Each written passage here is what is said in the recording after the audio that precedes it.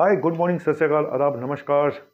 और केम छो, मजा में छो। आगे आपका अपना डॉक्टर छो छो काला लेकर एक ऐसी न्यूज़ जिसका आपको बहुत बेसब्री से इंतज़ार था। ऐसी कोई न्यूज़ है जिसका आपका नहीं इंतज़ार ना, और मुझे गुड न्यूज़, लोग कहते गुड न्यूज़ चैनल रख दो सर इसका नाम। आपके मुंह में घी शक्कर सिर्फ उनके लिए नहीं जिनको शुगर है। ठीक है, चलो बताता हूँ आज की न्यूज़ क्या है। देखो, बड़े सारे लोग थोड़ी चिंता में आ गए, उसका कारण भी है। पिछले आज दिल्ली की बात करूंगा और मुंबई की बात करूंगा। दिल्ली में आज 85 केसेस आए हैं, पॉजिटिविटी रेट 0.12 है। जुलाई 8 के बाद पहली बार इतने ज़्यादा पॉजिटिविटी रेट पहुंचा 0.12 पे, जुलाई 8 के बाद। अब लोग कह रहे हैं जी ये तीसरी लहर की शुरुआत हो चुकी है। और टोटल जो टेस्ट हुए हैं वो करीब 70,000 से ऊपर टेस्ट हुए हैं, और टोटल डेथ जो है 25,000 से ऊपर हो चुकी है यहाँ पे। ठीक है, तो अब क्या ये जो आज केसेस एकदम से इतने ज़्यादा हो गए, 85 पे पहुंच गए, और जुलाई 8 को 93 केसेस आए थे, तो क्या केसेस लगातार बढ़ने शुरू हो गए? क्योंकि कल भी केसेस बढ़े थे, तो क्या लगातार केसेस बढ़ने शुरू हो गए? क्या ये थर्ड वेव की शुरुआत है? और यही हाल मुंबई का है कि मुंबई में 300 के आसपास कुछ केसेस आए हैं, और वहाँ पे एवरेज अभी 500 से नीचे ही केसेस आ रहे हैं। तो मेरा आज का टॉपिक ये है कि क्या थर्ड वेव दिल्ली में शुरुआत हो चुकी है, नंबर 1। क्या थर्ड वेव दिल्ली में आएगी तो कितनी खतरनाक होगी और कितने केसेस आएंगे? आज मैं दिल्ली की बात बताऊंगा, थोड़ा सा मुंबई को भी लपेटूंगा साथ में।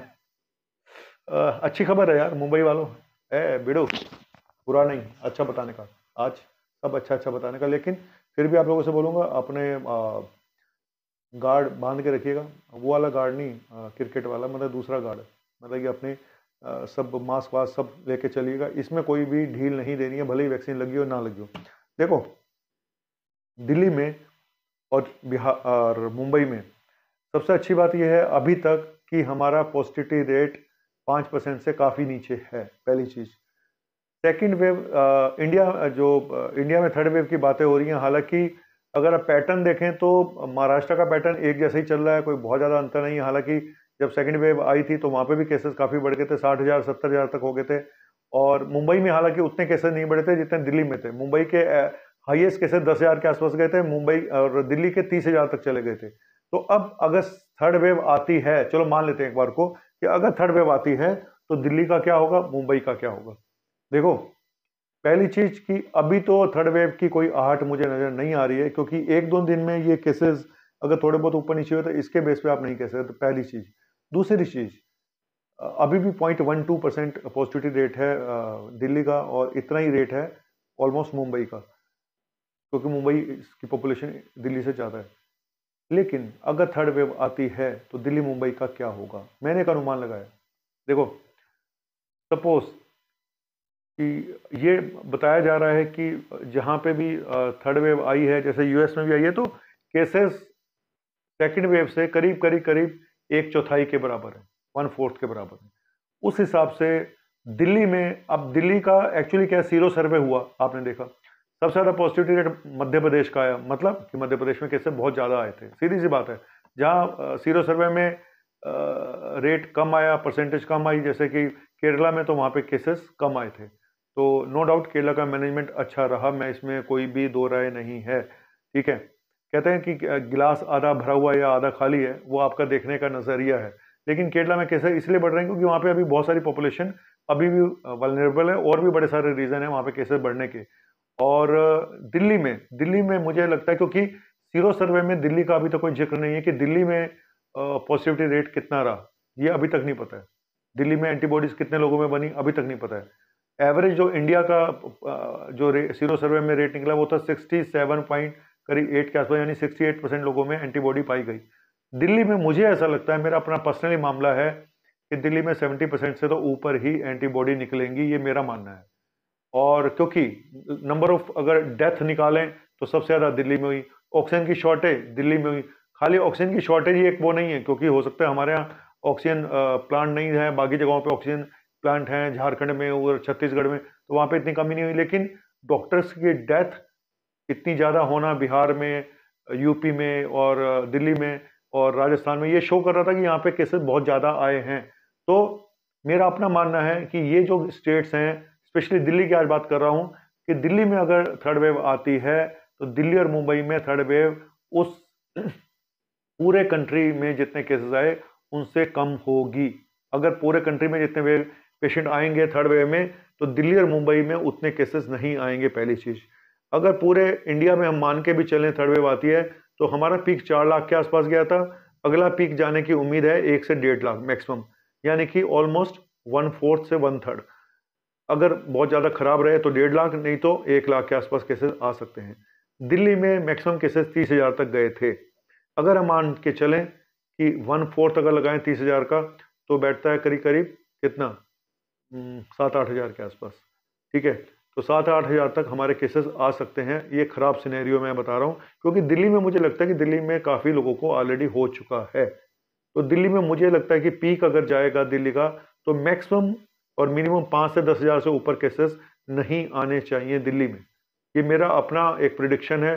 ज्योतिष तो नहीं हूँ, लेकिन दिमाग लगाता हूँ थोड़ा सा, तो मुझे लगता है अगर दिल्ली में second wave, third wave, fourth wave, fifth wave, जो भी कह लो, अगर नेक्स्ट वेव आती है, तो मैक्सिमम केसेस 5 से 10 हज़ार तक जाएंगे। इससे ज़्यादा नहीं जाने चाहिए, अनटिल अनलेस कोई बड़ा म्यूटेशन हो जाए, कोई खतरनाक म्यूटेशन हो जाए।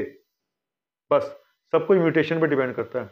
अगर तो यही डेल्टा फेल्टा ही चलता रहेगा, डेल्टा प्लस की कोई ज़्यादा वो है नहीं, तो अगर डेल्टा ही आता है तो डेल्टा तो सबको हो चुका है यहाँ पे। ठीक है, अगर कोई नया फेल्टा, कोई नया म्यूटेशन, खतरनाक म्यूटेशन हो जाता तो मुसीबत है, तो री इन्फेक्शन होने के चांसेस भी ज़्यादा होंगे, तो प्रॉब्लम आ सकती है। लेकिन अगर सब कुछ सही चलता है, इवन हमारे यहाँ नेक्स्ट वेव आ भी जाती है, तो मुझे लगता है 5 से 10 हज़ार केस से ऊपर केसेस दिल्ली में नहीं आएंगे। ये मेरा अपना अनुमान है। और डेथ भी काफ़ी कम होंगी, क्योंकि वैक्सीनेशन भी के मामले में दिल्ली चौथे नंबर पे है। अभी मैं अगला वीडियो वैक्सीनेशन पे बना रहा हूँ, कौन सी स्टेट कितने पानी में है। और तो यही हाल मुंबई का भी होगा। मुंबई में भी अगर आप देखें तो सेकंड वेव में मुंबई में तो और भी कम पेशेंट आए थे, केसेस आए थे, 10 हज़ार से ऊपर गए ही नहीं थे। हालांकि डेथ का आंकड़ा उधर थोड़ा ज़्यादा है महाराष्ट्र में। तो कुल मिला के ये मेरा अपना मानना है, दिल्ली और मुंबई में हालात उतने खराब नहीं होंगे। इवन इंडिया से भी हालात कम खराब होंगे दिल्ली मुंबई में। अगर वेव आती है, तो एक जो एवरेज इंडिया का एवरेज होगा, उससे भी कम एवरेज दिल्ली और मुंबई का होगा, क्योंकि यहाँ पे ऑलरेडी इन्फेक्शन बहुत लोगों को हो चुका है, एक इम्यूनिटी बन चुकी होगी, प्लस वैक्सीनेशन को मिला के। तो ऐसा लगता है कि दिल्ली में अगर केसेस आते हैं तो 5 से 10 हज़ार से ऊपर केसेस नहीं आएंगे। ये मेरा अपना पर्सनल ओपिनियन है। और मैं भगवान से प्रे कर रहा हूँ कि भाई इससे ज़्यादा कि हमारे में क्षमता भी नहीं बची है, ना डॉक्टर्स में, ना जनता में। और जो सेकंड वेव आई थी, वो सुनामी जो आई थी, भगवान ना करे ऐसा कभी दोबारा हो, क्योंकि हर इंसान हेल्पलेस फील कर रहा था। सच बता रहा हूँ, वो एक ऐसा मंजर था 15 अप्रैल से 15 मई के बीच का, जिसको कोई भी दोबारा जानना नहीं चाहेगा। वो ऐसा ही था, मंजर था जैसे उत्तराखंड में एक सुनामी आई थी जिसमें हजारों लोग मारे गए थे। वो ऐसी ही सुनामी थी जैसे जापान में सुनामी आई थी। मतलब एक सुनामी थी जिसमें हर आदमी हेल्पलेस था, कोई कुछ नहीं कर सकता था। हम बचा सकते थे, अगर थोड़ा सा लॉकडाउन जल्दी लग गया होता तो शायद ये सुनामी उतनी बड़ी ना आती तो ये कैसे धीरे धीरे बढ़ते। बस इसी बात का डर था। इसी सुनामी को रोकने के लिए पहला लॉकडाउन लगाया गया था, अगर जो सेंटर ने लगाया था, इसी सुनामी को रोकने। लेकिन सुनामी हम रोक नहीं पाए। उसके लिए चाहे हम डेल्टा वायरस को जिम्मेदार ठहराएं, किसी भी चीज़ को जिम्मेदार ठहराएं, लेकिन वो एक सुनामी थी। मैं सिर्फ उसको सुनामी बोलूंगा और कुछ नहीं बोलूंगा, जिसमें हम सब ने अपने बहुत सारे लोगों को खोया है। वो दर्द आज भी मेरे अंदर भी है। मैंने अपने चाचा चाची जी को खोया है, मैंने अपने कज़न को खोया है।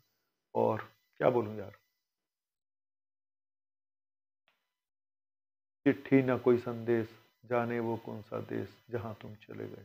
तो बहुत सारे लोग चले गए हैं, सिर्फ उनके लिए प्रे करिए कि उनकी आत्मा को शांति मिले। उनके साथ में जो लोग बच गए हैं, जिनके बच्चे हैं या बीवी चली गई, किसी का हस्बैंड चला गया, उन सब के लिए प्रे करिए कि उनको हिम्मत मिले, और एक सपोर्ट अगर हो सके तो लोग दें उसको। Thank you very much. ये आज का टॉपिक था, थोड़ा सीरियस हो गया जाते जाते, कोई बात नहीं, ज़िंदगी इसी का नाम है, कभी सुख कभी दुख। तो जीना यहाँ, मरना यहाँ, इसके सिवा जाना कहाँ। जीना यहाँ, मरना यहाँ, इसके सिवा जाना कहाँ। जी हाँ, जीना भी यही है, मरना भी यही है, लेकिन कोई भी नहीं चाहता उस मंजर को याद करना, क्योंकि वो मंजर बहुत ही खतरनाक था, बहुत ही खतरनाक।